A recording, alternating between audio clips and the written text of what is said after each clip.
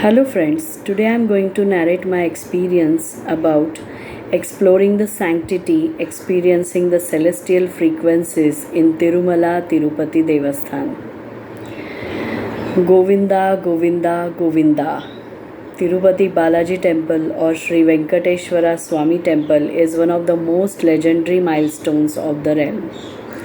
It is situated on the hills of Tirumala in the Chittor district of Andhra Pradesh, India.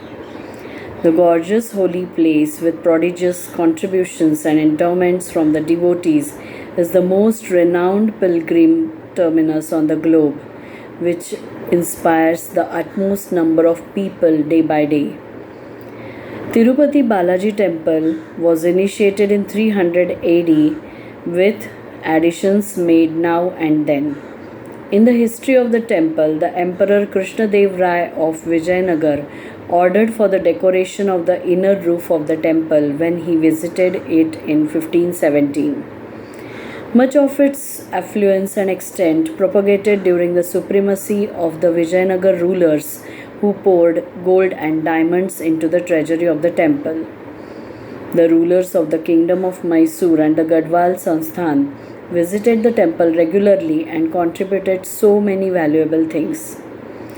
During the mid part of the 18th century, Maratha General Raghoji Bhosle established a permanent body to administer the temple worship.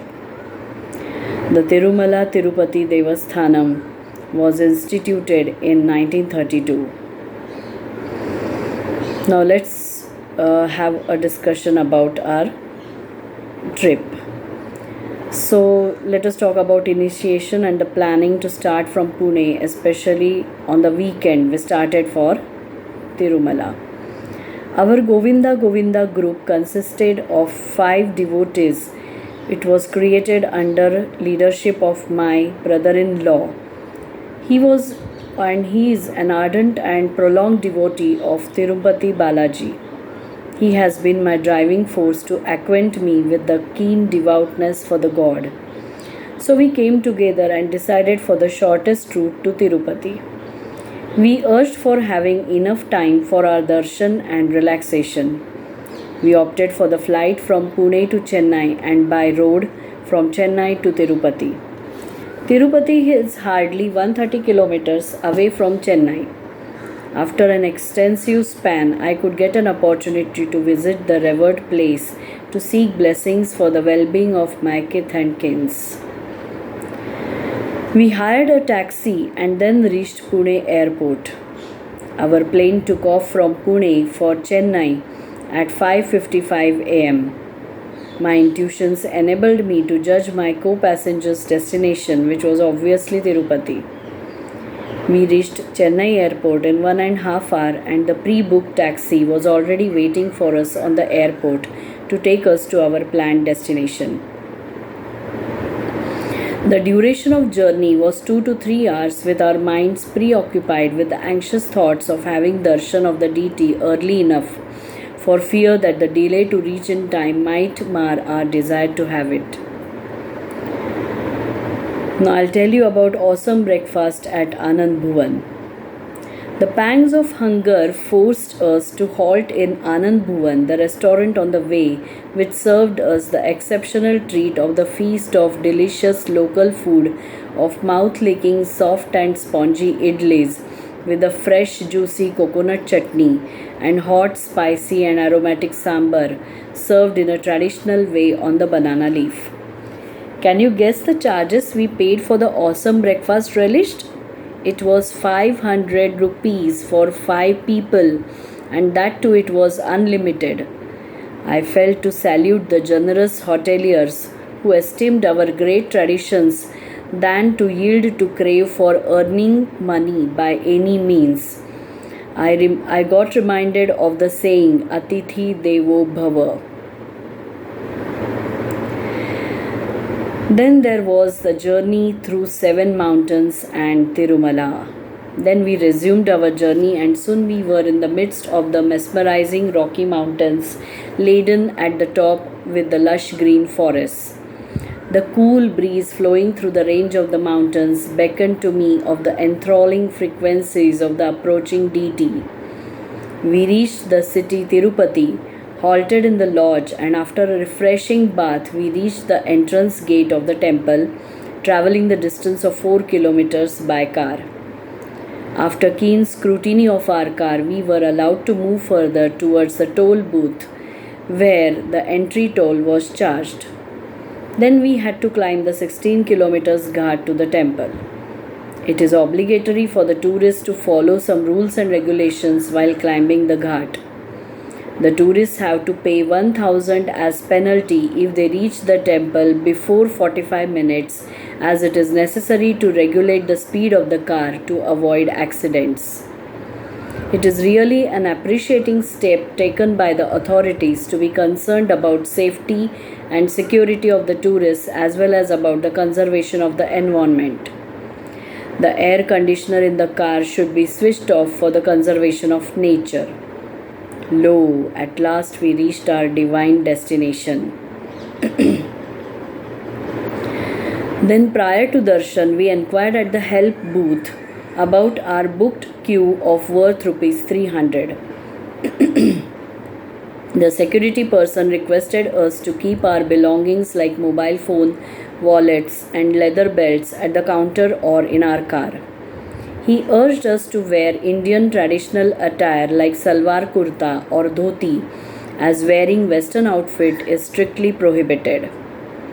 The only thing we carried with us was a photo identity like driving license, Aadhaar card, the documents which we had submitted at the time of online booking.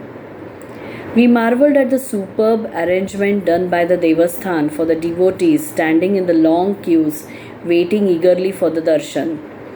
The devotees could rest or sit for a while in the 50 vast halls well equipped with drinking water, washrooms and provision of food in case of delay. The devotees standing for long hours and getting exhausted before the darshan could not be found. Thanks to Devasthan for making such a marvelous arrangement of devotees. Then we reached the sanctum of the temple.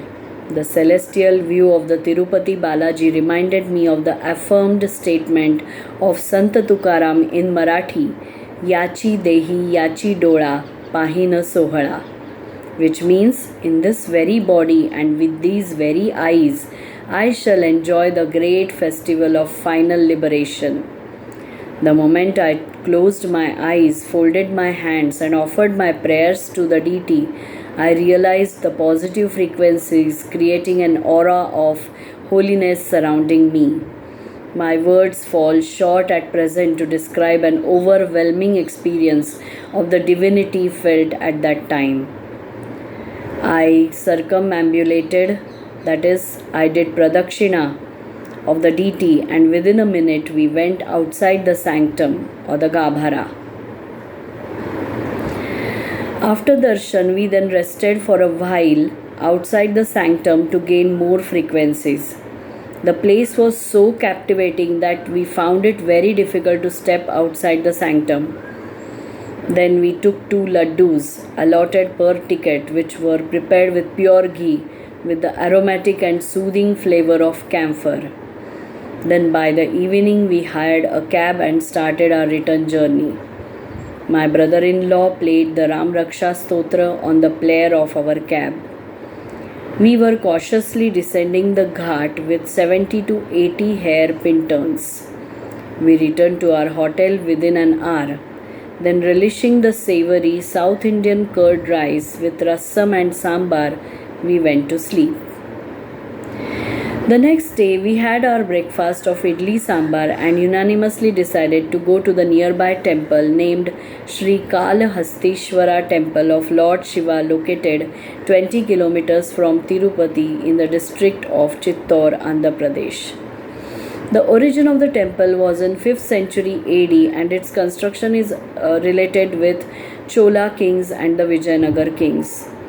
The Shivalinga is made of white stone and it resembles the shape of the trunk of an elephant.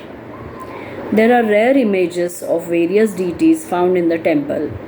The temple had a heavy rush of the devotees. Then we started our return journey to Pune via Chennai. So there are some important points which we as the devotee should note down before visiting Tirumala. We should book our travel and accommodation in Tirumala well in advance, that is minimum 2 months before. We should bathe and wear clean clothes before entering the temple. Wearing jeans, t-shirts, shorts and skirts is prohibited. We should focus on the prayers to Lord Sri Venkateshwara Swami inside the temple. We should observe absolute silence and chant Om Namo Shri Venkateshaya inside the temple. We should respect ancient customs and usages while at Tirumala. We should respect and promote religious sentiments among co-pilgrims. And we should deposit our offerings only in the hundi. So these were the basic points which we were made aware of by the priests in the temple. So friends, it is my prayer to Lord Balaji to offer his gracious blessings ever, as we were determined to come again to seek his blessings, have the divine feeling year after year to fill our lives with zest. Thank you.